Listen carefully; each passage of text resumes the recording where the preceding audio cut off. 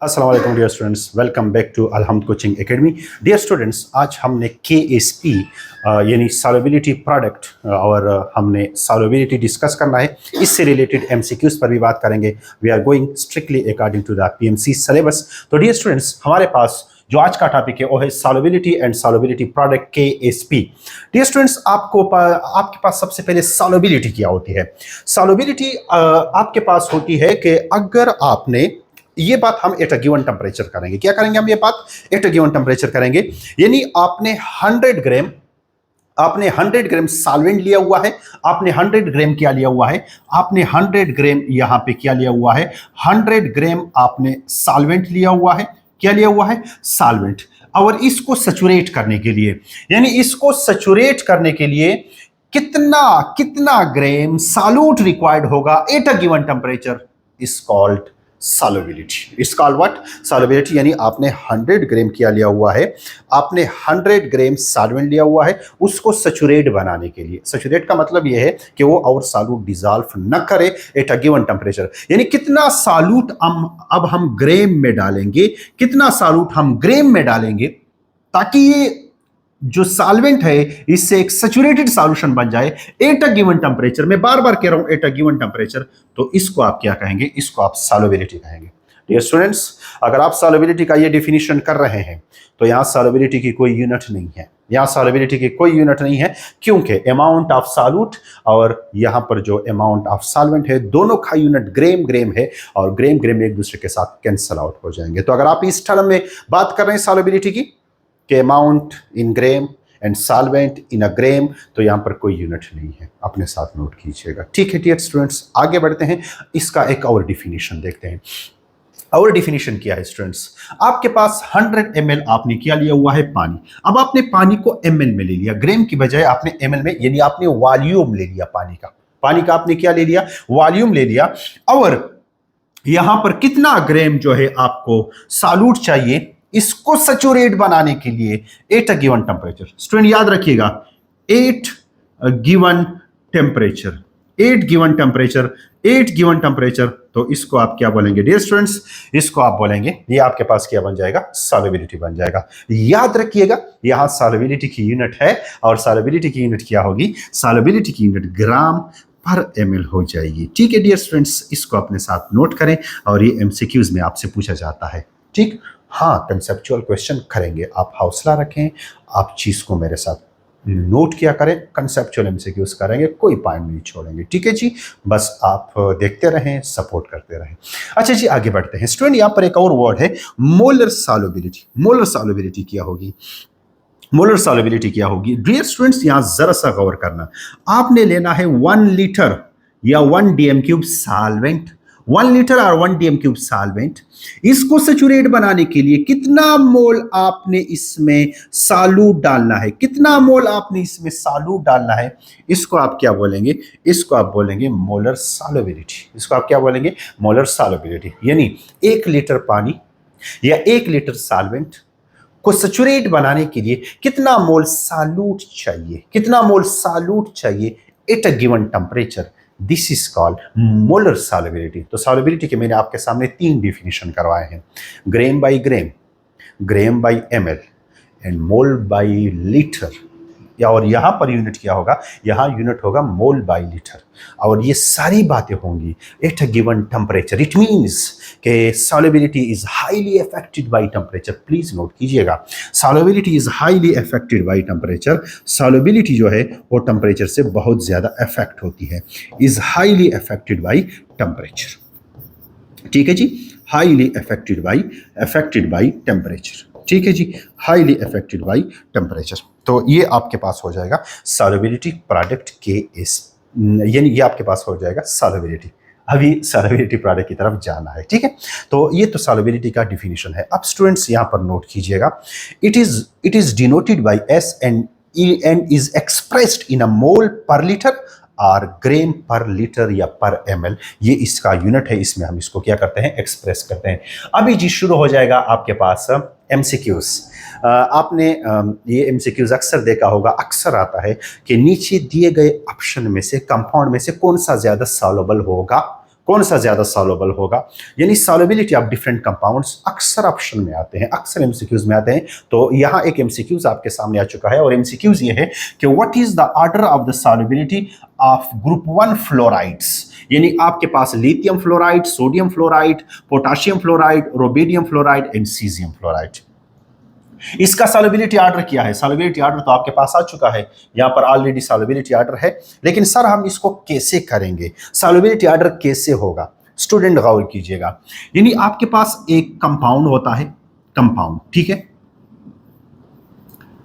मैं एक ionic compound लेता हूं, तो अगर आयनिक कंपाउंड लूंगा तो डियर स्टूडेंट्स इसमें दो तरह की चीजें होंगी। अक्सर हम आयनिक कंपाउंड की सॉल्युबिलिटी डिस्कस करते हैं, इसमें होगा केटायन और इसमें होगा एनायन, ठीक है। केटायन होगा और साथ में क्या होगा? एनायन होगा। केटायन भी होगा और एनायन होगा। केटायन पर कौन सा चार्ज होगा डियर स्टूडेंट्स? केटायन पर होगा प्लस चार्ज और एनायन पर होगा माइनस चार्ज, ठीक है। जिस तरह की यहां आपके सामने है, लिथियम पर प्लस चार्ज और फ्लोरीन पे माइनस चार्ज। कंसेप्ट सीखिएगा, कंसेप्ट सीख लो फिर खुद एमसीक्यूज करोगे। जस्ट 5 मिनट में मैं समझा देता हूं। अब देखो यहां पर इसका भी केटाइन है और एनाइन है, इस ये जुड़ के एक कंपाउंड बनाते हैं जिस तरह के आपके सामने बने हुए हैं। अब डियर स्टूडेंट यहां पर मैं एक टर्म यूज करता हूं, साइज डिफरेंस। क्या टर्म यूज करता हूं? Size difference. Solubility depends upon size difference. Solubility depends upon size difference. Note करो, solubility depends upon size difference. मैं बार बार कह रहा हूं, साइज डिफरेंस पर सॉल्युबिलिटी डिपेंड करता है। यानी फॉर एग्जांपल इस तरह से है डियर स्टूडेंट्स कि अगर केटाइन जो है उसका साइज भी स्मॉल है और एनाइन का साइज भी स्मॉल है, यानी दोनों का साइज ऑलमोस्ट सेम है, दोनों का साइज ऑलमोस्ट सेम, इसमें कोई डिफरेंस नहीं है, तो ये होगा डियर स्टूडेंट्स हाईली, आपके पास क्या हो जाएगा? सॉल्युबल या इनसॉल्युबल? ये क्या शो करेगा? जरा सा मुझे बताइएगा, ये हाईली सॉल्युबिलिटी शो करेगा या हाईली अनसॉल्युबिलिटी शो करेगा? जी, तो डियर स्टूडेंट्स ये हाईली स्टेबल है, ये वाली क्या है? स्टेबल है, हाईली स्टेबल है। और जब हाईली स्टेबल होगा तो ये क्या शो करेगा? ये शो करेगा लो सॉल्युबिलिटी। अपने साथ नोट करें, लो सॉल्युबिलिटी। ये क्या शो करेगा? ये लो सॉल्युबिलिटी शो करेगा। साइज डिफरेंस नहीं है, साइज डिफरेंस नहीं है। लेकिन अगर हम ऐसे करें, स्टूडेंट आपने केटाइन का साइज बड़ा ले लिया और आपने एनाइन का साइज छोटा ले लिया, साइज डिफरेंस आ रहा है। जितना ज्यादा साइज डिफरेंस उतनी ज्यादा होगी सॉल्युबिलिटी। बात खत्म।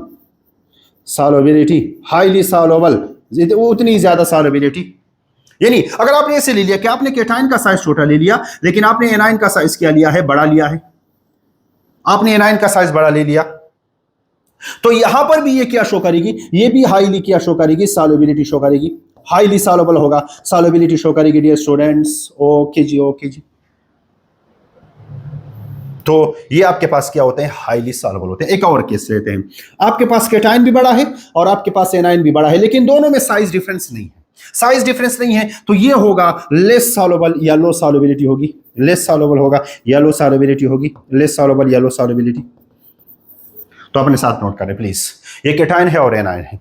आपने सॉल्युबिलिटी को किस चीज पर डिफाइन करना है, किस चीज पर डिसाइड करना है, एमसीक्यूज को कैसे करना है? तो इसका आसान ट्रिक है, केटाइन और एनाइन। अगर केटाइन और एनाइन का साइज सेम था, यानी उसमें डिफरेंस नहीं था, तो वहां सॉल्युबिलिटी कम होगी। नोट करो अपने नोट्स में, वहां सॉल्युबिलिटी कम होगी। शायद दोनों बड़े हो, शायद दोनों छोटे हो, लेकिन साइज डिफरेंस नहीं है। लेकिन अगर ऐसे हुआ कि दोनों में साइज डिफरेंस था तो वहां सॉल्युबिलिटी ज्यादा होगी।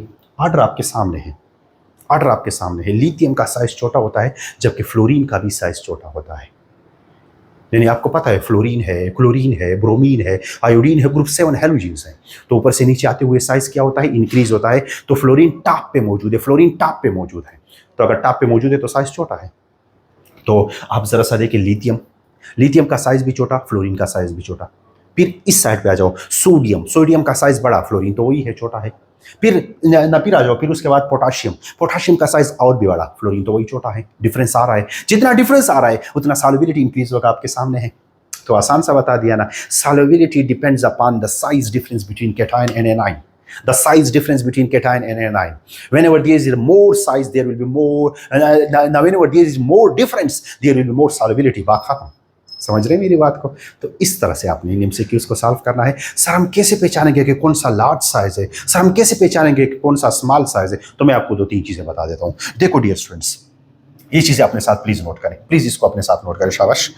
इसका स्क्रीनशॉट लेने शाबाश, स्क्रीनशॉट लेने में इसको मिटा देता हूँ। मैं यहाँ पर आपको एक दो चीज़ें बता देता हूँ, ठीक है डियर स्टूडेंट्स, मैं आपको एक दो चीज़ें बता देता हूँ। देखो देखो देखो, पॉजिटिव नेगेटिव सब कुछ मैं आपको बता देता हूँ। ये साइज डिफरेंस ये सारा मिटा देते हैं, ठीक है। ये आपको पता चल गया है कि साइज डिफरेंस जितना ज़्यादा होगा वो आपको सारी कहानी पता चल चुका है। अब मैं आपको कुछ एनायन कैटायन के बारे में बता देता हूँ, फिर उस पर बात कर देते हैं। डियर स्टूडेंट इस तरह से है कि देखो देखो ये एक दो एग्जांपल अपने साथ नोट करें, ठीक। चलो इतना काफ़ी है डियर स्टूडेंट्स। यहाँ पर ज़रा सा आप देखें, देखिए यहाँ जो कैटायन होंगे तो कैटायन या होंगे ग्रुप 1 के या होंगे ग्रुप 2A के, सही है। यानी आपके पास या ये होंगे अल्कलाइन अर्थ मेटल या होंगे ये अल्कली मेटल्स, ठीक है। तो आपको पता है कि फॉर एग्जांपल लिथियम है, सोडियम है, पोटाशियम है और रोबीडियम है। तो डियर स्टूडेंट्स ऊपर से नीचे आते हुए साइज इंक्रीज होता है, और जब साल बनते हैं ना तो या ग्रुप 1 या ग्रुप 2 के बनते हैं। मैं ट्रांजिशन की तरफ इसलिए नहीं जाता हूं क्योंकि वो एफईसी के लेवल पर आपसे नहीं पूछे जाते हैं, ठीक है। तो ट्रांजिशन की तरफ मत जाएं, यही आपसे पूछे जाएंगे। वहां पर भी आप साइज डिफरेंस का फार्मूला अप्लाई कर सकते हैं, ठीक। अच्छा यहाँ पर आप आ जाएं। एनाइन जो है ये दो तरह के हैं। ये आपके पास दो तरह के होते हैं। एक होते हैं स्मॉल साइज के, किसके होते हैं नोट करो प्लीज। एक होते हैं स्मॉल साइज की, नोट कीजिएगा प्लीज, शाबाश। स्मॉल साइज, तो स्मॉल साइज में जो आपने एग्जांपल नोट करना है, शाबाश। तो आपने एग्जांपल क्या नोट करना है, आपके पास फ्लोरीन स्मॉल साइज में आता है, आपके पास OH negative hydroxide ion small size में आता है, आपके पास क्लोराइड आयन स्मॉल साइज में आता है। ये अपने साथ नोट करें, ठीक है जी। अब आते हैं लार्ज साइज। जो लार्ज साइज के होते हैं वो कौन से होते हैं, तो लार्ज साइज में आपके पास डियर स्टूडेंट्स, लार्ज साइज में मैं आपको बता देता हूं। लार्ज साइज में आपके पास आयोडीन है, आयोडीन पर नेगेटिव चार्ज है, सही है। सिमिलरली आपके पास सल्फेट आयन है, सिमिलरली आपके पास फॉस्फेट आयन है, सिमिलरली आपके पास नाइट्रेट आयन। ये सारे के सारे आयन्स जो है, ये सारे के सारे आयन्स किस चीज में आते हैं, ये सारे फॉर एग्जांपल आपके पास कार्बोनेट आयन है, ये सारे के सारे लार्ज साइज में आते हैं। तो प्लीज इसको अपने साथ नोट करें, सही है। तो फिर आपको एमसीक्यूज करते वक्त कोई डिफिकल्टी नहीं होगी। इसको भी नोट करो, इसको भी नोट करो और बार बार इसको दोहराओ। आयोडीन आयन है, सल्फेट आयन है, फास्फेट आयन है, नाइट्रेट है, कार्बोनेट है, जितने भी है सारे के सारे आपके साथ आते हैं। और ये जो है ये किस चीज में आते हैं, स्मॉल साइज में आते हैं। इसको अपने साथ नोट करें और फिर यहाँ पर और एमसीक्यूज कर देते हैं, ठीक है डियर स्टूडेंट्स। अच्छा जा रहा है, वो फुली अच्छा जा रहा होगा, ठीक है। चलो जी यहाँ पर नोट कीजिएगा। कंपाउंड जो है, कंपाउंड आपके पास आयनिक होते हैं, कैटायनिक होते हैं। अब स्मॉल साइज, लार्ज साइज, ये तो मैंने सारी की बातें की हैं कि कैटायन स्मॉल साइज में कैटायन में या ग्रुप 1 होगा या ग्रुप 2 होगा। यहाँ पर स्मॉल साइज में फ्लोराइड है, हाइड्रोक्साइड है और साथ में क्या है, क्लोराइड आयन है। लार्ज साइज में आपके पास सल्फेट है, फास्फेट है, नाइट्रेट है, कार्बोनेट है, ये सारे के सारे आते हैं, ठीक है। अच्छा यहाँ पर है एक एमसीक्यूज है, which of the following is more soluble. तो प्लीज आपने इस पे कमेंट करना है, मैंने नहीं करना है। Which of the following is more soluble, lithium iodide, iodine. इसके बाद है आपके पास सोडियम आयोडाइड, इसके बाद है पोटाशियम आयोडाइड और इसके बाद है रोबीडियम आयोडाइड। ये RI लिखा हुआ है, अगर कोई ऑर्गेनिक केमिस्ट्री वाला देख रहा होगा वो कहेगा अल्काइल आयोडाइड है, लेकिन ये रोबीडियम है। आप कमेंट करें कौन सा ज्यादा सॉल्युबल है। साइज डिफरेंस, छोटा साइज बड़ा साइज, थोड़ा सा बड़ा साइज बड़ा साइज, थोड़ा ज्यादा बड़ा साइज बड़ा साइज, यहां पर दोनों बड़े साइज। डिसाइड करें कौन सा ज्यादा सॉल्युबल है। I am waiting in the comment section, आप मुझे कमेंट सेक्शन में बताइएगा, ठीक है जी। चलो आगे चलते हैं और आगे आपके पास है which of the following is more soluble. तो ये मैं आपको बता देता हूँ। मैग्नीशियम कार्बोनेट है, कैल्शियम कार्बोनेट है, स्ट्रॉन्शियम है, ऑल हैविंग द सेम। तो कार्बोनेट लार्ज साइज में आता है, तो अगर आप देखें तो मैग्नीशियम टॉप का मेंबर है जिसका साइज छोटा है, फिर कैल्शियम का साइज थोड़ा बड़ा है, फिर स्ट्रॉन्शियम का साइज और भी बड़ा है। इट मींस जितना आपके पास ये जो अल्कलाइन अर्थ मेटल का साइज बढ़ता है उतनी सॉल्युबिलिटी कम होगी। तो magnesium carbonate is the correct option. तो ये आपके पास सॉल्युबिलिटी से रिलेटेड क्वेश्चन थे, तो इसको अपने साथ नोट कीजिएगा डियर स्टूडेंट्स। लेक्चर को एंजॉय करें और मुझे इसका ऑप्शन जरूर बताना है, ठीक। अच्छा जी आगे चलते हैं। Solubility of the group 2A hydroxide increase down the group, note करें। और इसके बाद solubility of group 2A sulphate decrease down the group. तो सही है ना कि ये आपके पास क्या होगी, इंक्रीज डाउन द ग्रुप और ये डिक्रीज डाउन द ग्रुप होगी। इसका मतलब ये है कि डियर स्टूडेंट्स ग्रुप 2 में आप ऊपर से नीचे आते हैं, मैग्नीशियम, बेरिलियम है, फिर उसके बाद मैग्नीशियम है, फिर उसके बाद कैल्शियम है, साइज इंक्रीज होता है। और हाइड्रोक्साइड का तो साइज छोटा है, हाइड्रोक्साइड का तो साइज छोटा है। तो हाइड्रोक्साइड छोटा साइज है, तो ये जब छोटे साइज वाले के साथ होंगे तो इसकी सॉल्युबिलिटी कम होगी, और नीचे आते हुए साइज डिफरेंस आएगा तो सॉल्युबिलिटी इंक्रीज होगी। सही है। और अगर आप यहाँ पे सल्फेट ले लें तो सल्फेट का चूंकि साइज बड़ा है, तो सल्फेट का चूंकि साइज बड़ा है तो सल्फेट के बड़े साइज की वजह से जब हम ऊपर से नीचे आएंगे तो साइज डिफरेंस कम होगा, तो solubility down the group decrease होगी। सही है, ये तो मैंने अभी बात की है, तो प्लीज इसको अपने साथ नोट करें। कभी कभी स्टेटमेंट भी पूछा जा सकता है, ये नहीं है कि सारा एग्जांपल दिया होंगे, स्टेटमेंट भी पूछा जा सकता है। अच्छा, कार्बोनेट का स्टेटमेंट आ सकता है, सल्फेट का स्टेटमेंट आ सकता है, नाइट्रेट का स्टेटमेंट आ सकता है, आयोडाइड का स्टेटमेंट आ सकता है, कार्बोनेट्स का स्टेटमेंट आ सकता है, तो सारे अपने साथ नोट करें। ठीक है जी, ये 2 सेंटेंस अपने साथ नोटबुक में नोट करें, और इससे चारों के चारों या 5 और सेंटेंस बना ले। कार्बोनेट का बना ले, इससे आप आयोडाइड का बना ले, इससे आप सल्फेट का बना ले, इससे आप नाइट्रेट का बना ले, इससे आप फास्फेट का बना ले, सबका बना ले। ठीक है जी। अच्छा जी, आगे चलते हैं। Solubility product Ksp. केएसपी क्या होता है, ये आपके एफएससी के लिए भी इंपॉर्टेंट है, आप उसके लिए भी देख सकते हैं।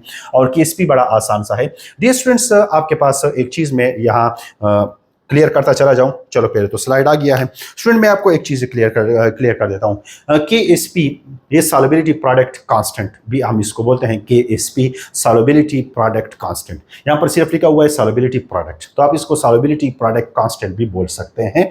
और इसको भी हम एट अ गिवन टेम्परेचर मालूम करेंगे। तो सबसे पहले तो ये पॉइंट है, एट गिवन टेम्परेचर ये मालूम होगा। मैंने आपको एक और वीडियो में बात की थी, और उस वीडियो में मैंने आपसे ये बात की हुई थी डियर स्टूडेंट्स कि जितने भी आपके कोर्स में कांस्टेंट हैं सारे के सारे टेम्परेचर पे डिपेंड करते हैं। ठीक है, तो यहां पर जरा सा देखिएगा, आपके सामने ये सॉल्वेंट है, सॉल्वेंट के अंदर क्या आ रहा है, सॉल्यूट आ रहा है। Student, Ksp solubility product constant आप उन साल्ट्स के लिए डिफाइन करेंगे, इस चीज को गौर से सुनना, उन साल्ट्स के लिए डिफाइन करेंगे जो स्पेरिंगली सॉल्युबल हो, जो स्पेरिंगली सॉल्युबल हो। स्पेरिंगली सॉल्युबल का मतलब क्या है, यानी जो मुकम्मल तौर पर सॉल्युबल ना हो, जो कंप्लीटली सॉल्युबल ना हो। ठीक है, यहां पे जो आ रहा है, यहां तो आपको नहीं नजर नहीं आ रहा होगा, लेकिन मैं यहां पर कुछ इस तरह से कर देता हूं कि देखो, ये जो आपके सामने है, ये जो आपके सामने ऊपर से आ रहे थे ना, इनमें कुछ पार्टिकल ऊपर से तो ज्यादा आ रहा है, लेकिन कुछ पार्टिकल को जो मैंने रेड कलर में लिखा हुआ है, ये पार्टिकल्स अनडिजॉल्व रहे, अनडिजॉल्व रहे। यानी फॉर एग्जांपल टोटल हमने 100 कंपाउंड इसमें डाले हैं, 100 इसके पार्टिकल्स फार्मूला यूनिट इस कंपाउंड के डाल दिए। 100 में से 40 जो थे वो सॉल्युबल हो गए, और 60 जो थे वो अनडिजॉल्व फॉर्म में, यानी ये रेड फॉर्म में रह गए। तो this salt is called sparingly soluble salt. और इस तरह के सॉल्ट के लिए आप सॉल्युबिलिटी प्रोडक्ट कांस्टेंट को डिफाइन कर सकते हैं, आप कंप्लीटली सॉल्युबल सॉल्ट्स के लिए डिफाइन नहीं कर सकते हैं।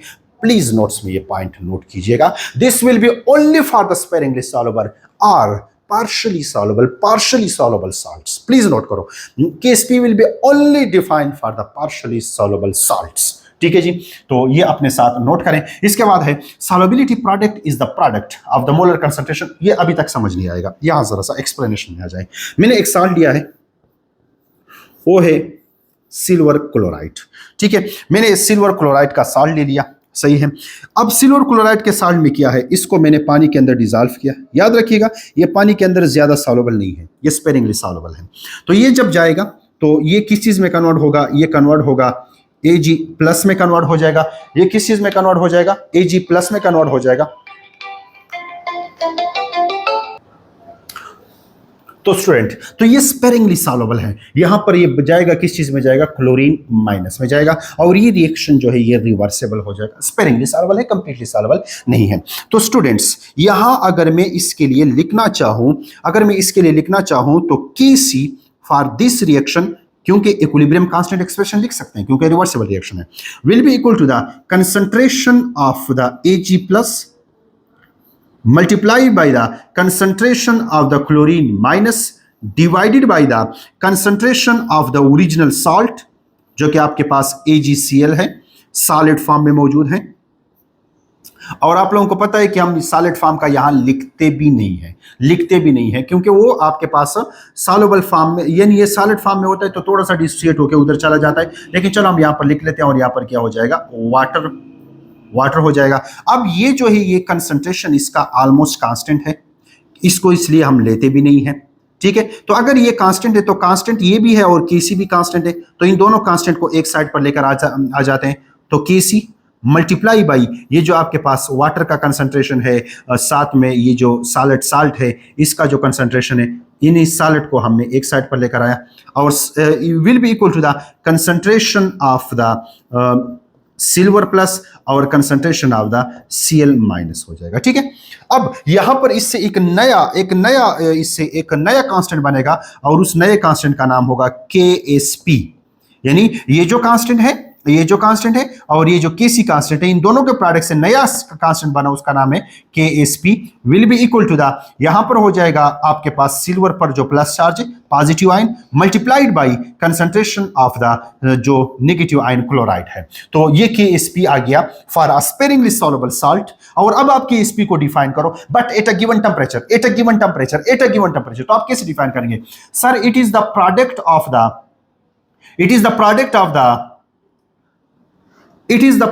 Of the molar concentration of the ions कौन है, पॉजिटिव और negative, of electrolyte in a saturated solution at a particular temperature. It is denoted by Ksp.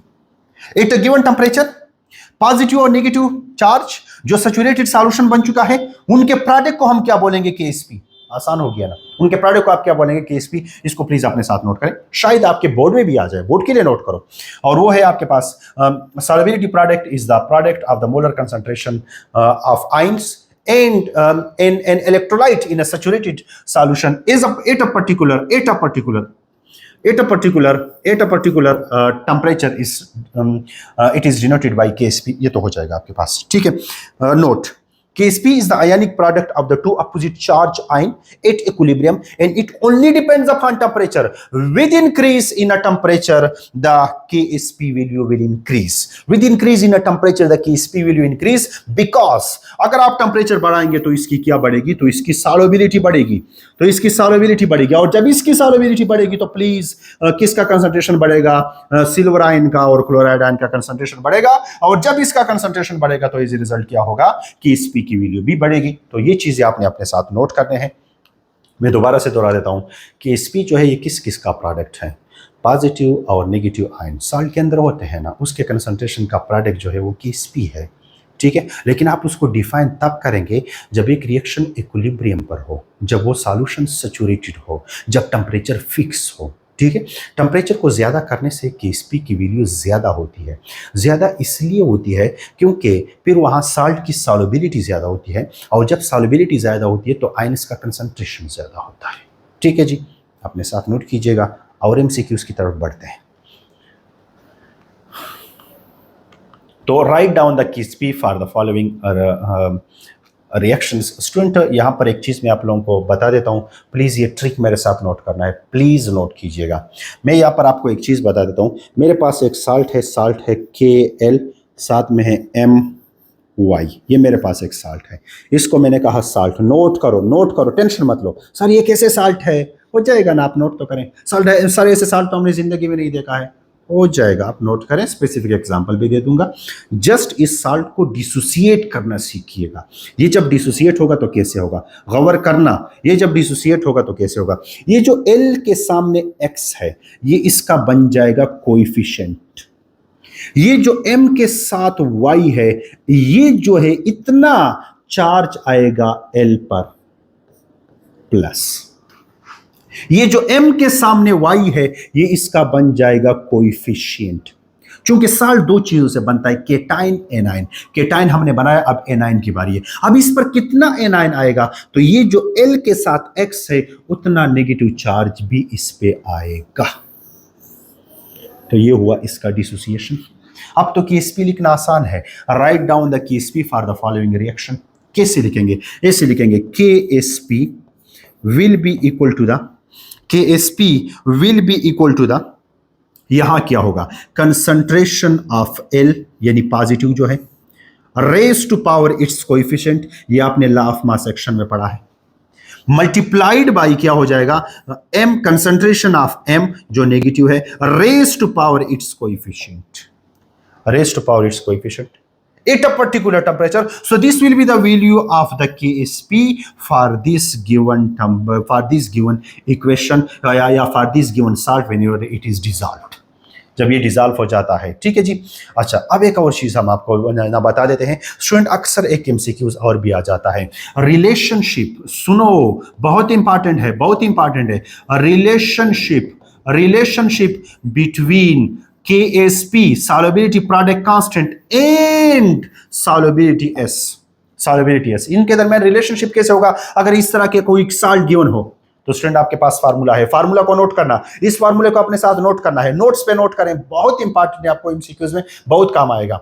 किस तरह से KSP will be equal to the, ये जो आपके साथ x है, x ये शॉर्ट ट्रिक बता रहा हूं, ये जो x है, x का हम ले लेंगे x की पावर x डॉट, ये जो आपके पास y है, y ये यहां पर थोड़ी सी गलती हुई है, ये हो जाएगा y की पावर y, शॉर्ट ट्रिक को अपने साथ नोट करें, इनटू सॉल्युबिलिटी, ऊपर हो जाएगा x प्लस y। यानी अगर इस इक्वेशन के लिए मैं लिखूं तो KSP और सॉल्युबिलिटी में रिलेशन होगा, KSP will be equal to the, अभी मेरे साथ सही नोट करो, यहां जो x है तो हो जाएगा x की पावर x डॉट, यहां जो y है तो हो जाएगा y की पावर y, यहां पर जो आपके पास सॉल्युबिलिटी S है, जो रिलेशन है सॉल्युबिलिटी और KSP के दरमियान, और ऊपर हो जाएगा इसका power x plus y। Sir ये क्या है समझ नहीं आ रहा है, आप शॉर्ट ट्रिक तो नोट करें ना, जाएंगे आगे आपको पढ़ाएंगे, आप शॉर्ट ट्रिक तो सिर्फ नोट करें, शॉर्ट ट्रिक को अपने साथ नोट करो प्लीज, शाबाश, इससे स्क्रीनशॉट ले लें, शॉर्ट ट्रिक अपने साथ नोट करें।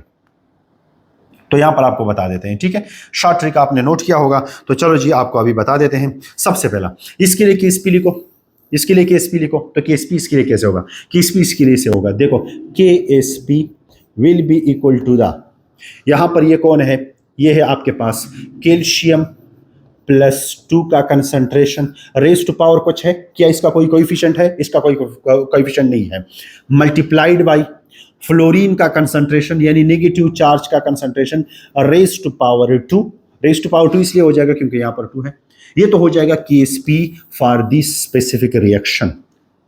अब वही फार्मूला अप्लाई करना, यहां पर जो थोड़ा सा गलत है वही फार्मूला अप्लाई करना है।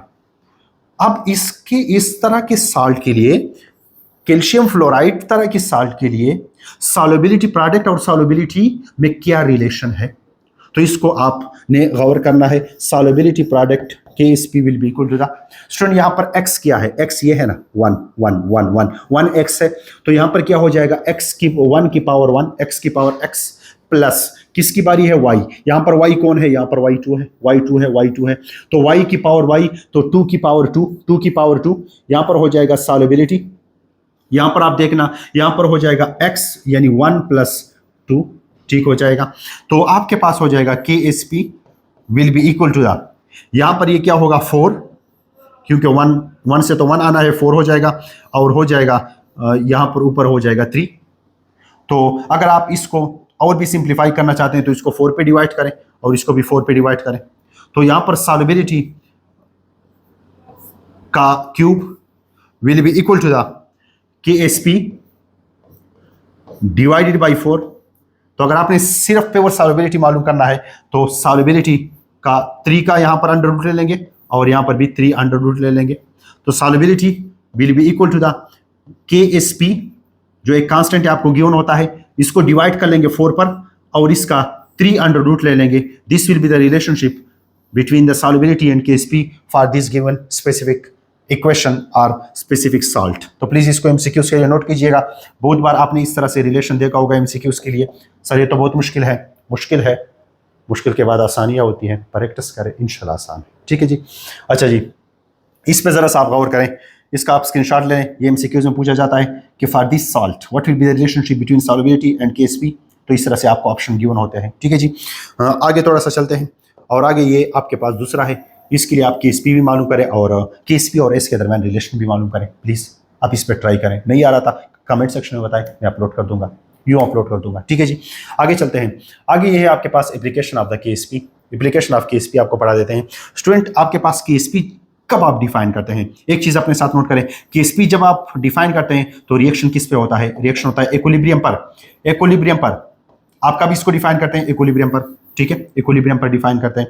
लेकिन क्या जब एक रिएक्शन चल रहा होता है ना, फॉर एग्जांपल ये एक ए बी साल्ट है, ये कन्वर्ट होता है, ए पर प्लस चार्ज है और साथ में बी पर नेगेटिव चार्ज है, रिवर्सिबल रिएक्शन हुआ। तो जब इनिशियली रिएक्शन स्टार्ट होता है ना, जब इक्विलिब्रियम नहीं आया होता है तो आयंस तो बनते हैं ना, आयन तो बनते हैं, यानी प्लस और माइनस आयन बनते हैं। तो इसका अगर आप कंसंट्रेशन जस्ट यहाँ पर प्लस और यहाँ पर जो माइनस है, इनके कंसंट्रेशन का अगर आप प्रोडक्ट ले लें तो इसको आप सिंपली बोलेंगे आयनिक प्रोडक्ट। इसको आप सिंपली क्या बोलेंगे, आयनिक प्रोडक्ट बोलेंगे। इसको आप सिंपली बोलेंगे आयनिक प्रोडक्ट। मैं आपको बता देता हूं, देखो केएसपी भी आयनिक प्रोडक्ट है, केएसपी भी आयनिक प्रोडक्ट है, लेकिन वो कब है, जब वो इक्विलिब्रियम पर हो, जब वो इक्विलिब्रियम पर हो। और अगर आपने पॉजिटिव और नेगेटिव आयन का कंसंट्रेशन किसी भी वक्त मालूम किया, इनिशियली मालूम किया, 5-6 मिनट के बाद मालूम कर दिया, या आपने कोई हाई टेम्परेचर पे मालूम कर दिया है, ठीक है, तो इसको आप क्या बोलेंगे, ionic product. What is ionic product? Ionic product is the ionic product of the concentration of the opposite charges at any instant of time before equilibrium or whenever equilibrium is established at high temperature, ठीक है।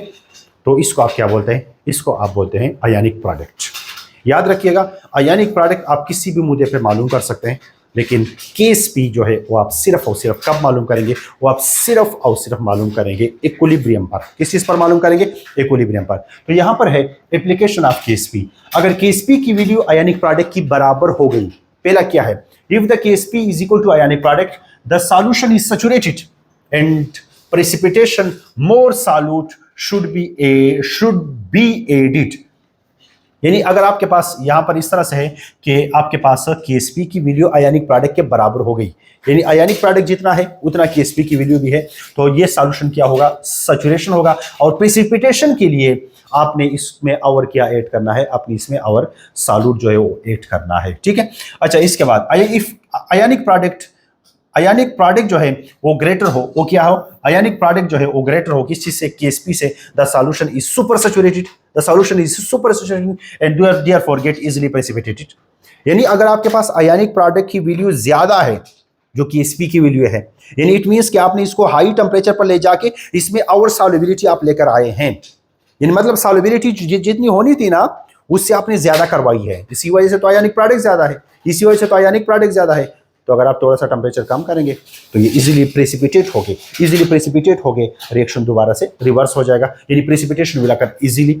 अच्छा, अगली बात क्या है, अगर ionic product जो है वो कम है और केएसपी ज्यादा है, the solution is unsaturated and therefore no precipitation take place, यानी यहाँ पर कोई भी प्रेसिपिटेशन नहीं होता है, therefore no precipitation will take place, यानी यहाँ पर कोई प्रेसिपिटेशन नहीं होता है।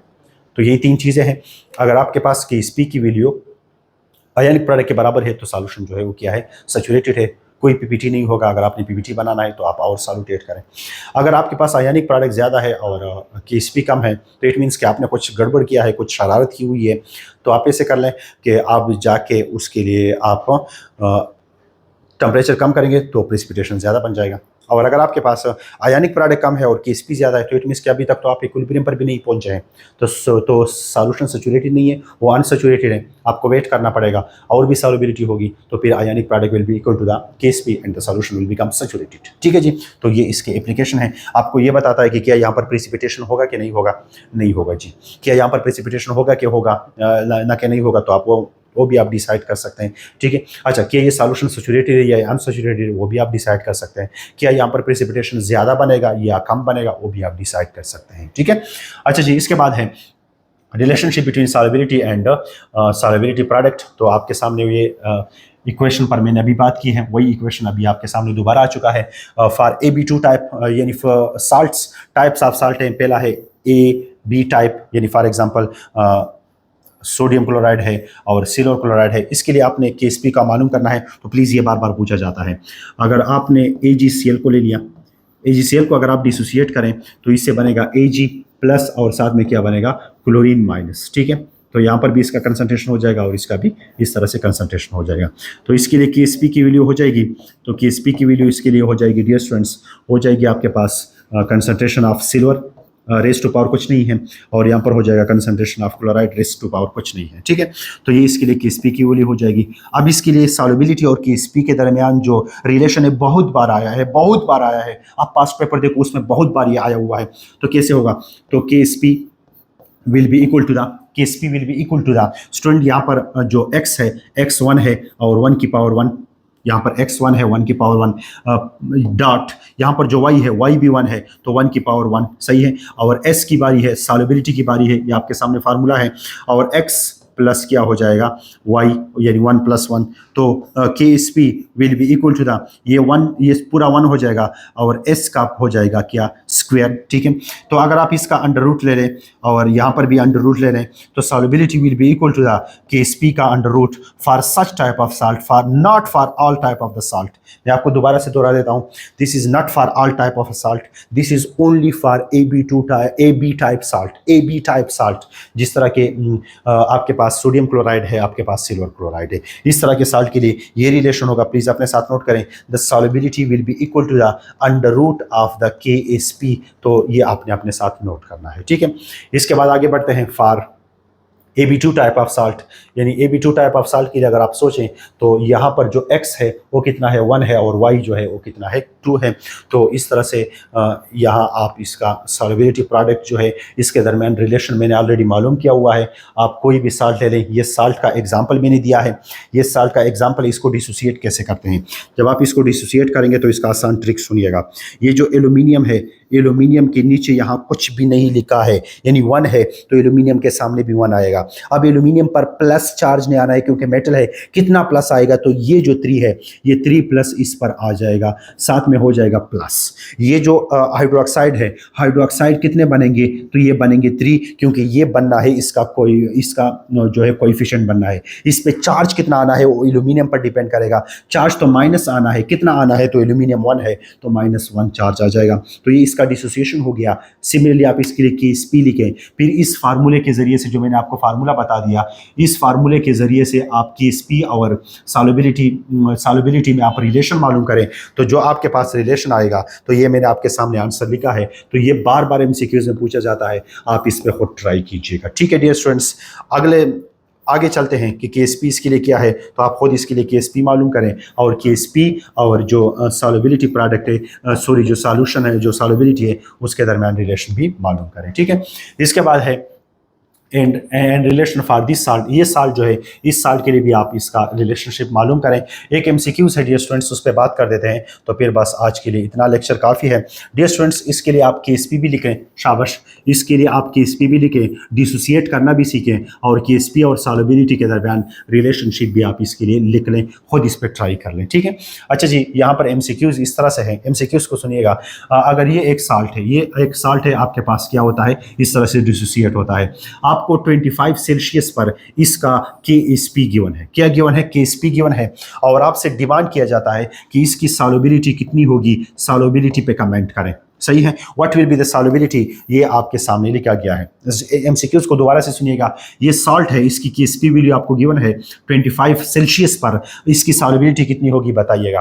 तो इस तरह के सॉल्ट को आपको पता है कि solubility is equal to the Ksp under the root, ये आपके पास इसका रिलेशन है। तो अगर Ksp अंडर रूट है तो Ksp की वैल्यू आप इस इक्वेशन में पुट कर लेंगे, तो then the solubility will be equal to the, यहाँ आपने इसमें वैल्यू पुट की है, अगर आप इसको सिंप्लीफाई करें, solubility will be equal to the 10 raised to the power -5 mole पर litre, this will be the answer. ये MCQs के लिए नोट करें, MCQs में बार बार पूछे गए सवाल हैं, प्लीज नोट कीजिएगा, ये MCQs में बहुत बार आते हैं।